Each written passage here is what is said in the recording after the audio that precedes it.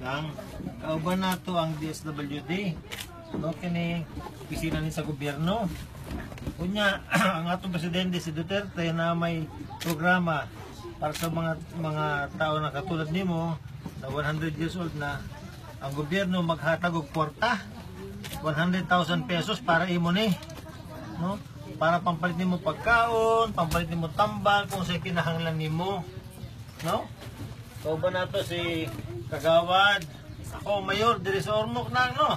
Para lang makahibaw ka. Kini imo na ni.